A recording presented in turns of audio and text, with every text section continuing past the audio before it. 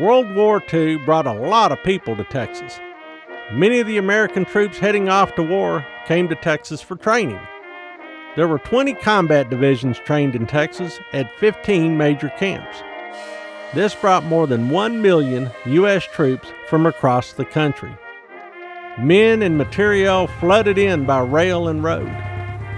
Texas was once remote and foreign to most Americans, but no longer. These young warriors arrived, looked around, met the locals, and even married some. Americans discovered Texas.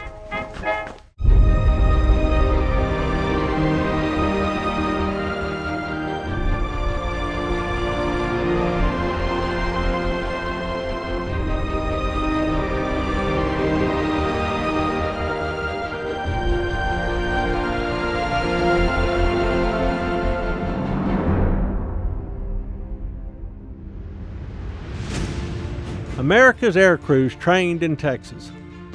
Randolph Field in San Antonio became a major training center known as the West Point of the Air. The headquarters of the Air Force Training Command moved to Fort Worth, near a recently constructed B-24 bomber factory. The Naval Flight Training Center was housed in Corpus Christi.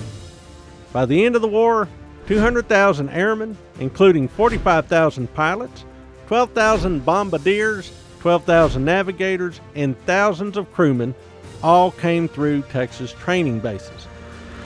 The bombers streaming over Nazi Germany were flown by men who, chances were, had flown over Texas first.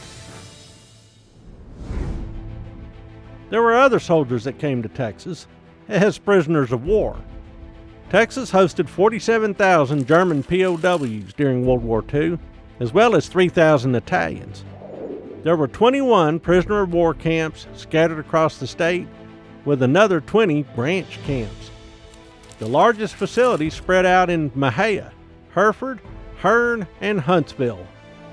These captured troops were good for the local economy too, often serving as unpaid farm labor.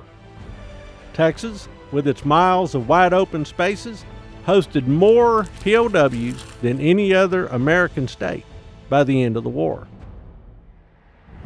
There were also 1,000 Japanese, German, and Italian citizens that ended up detained in Texas. 3 internment camps in South Texas housed enemy nationals shipped to Texas by Latin American allies.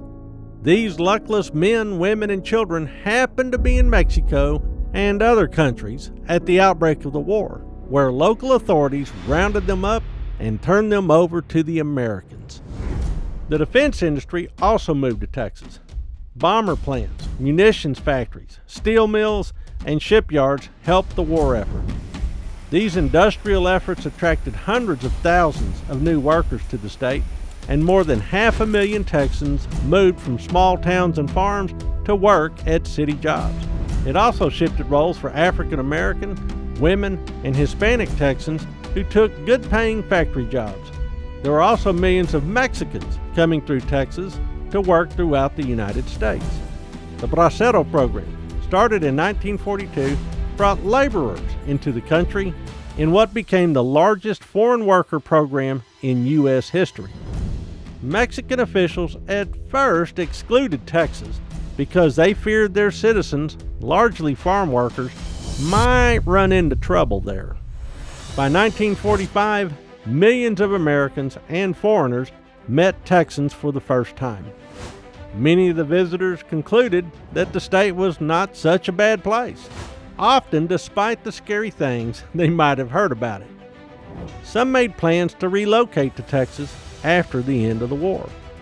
That trend had already started, as defense factory workers remained in Texas even after the plants closed.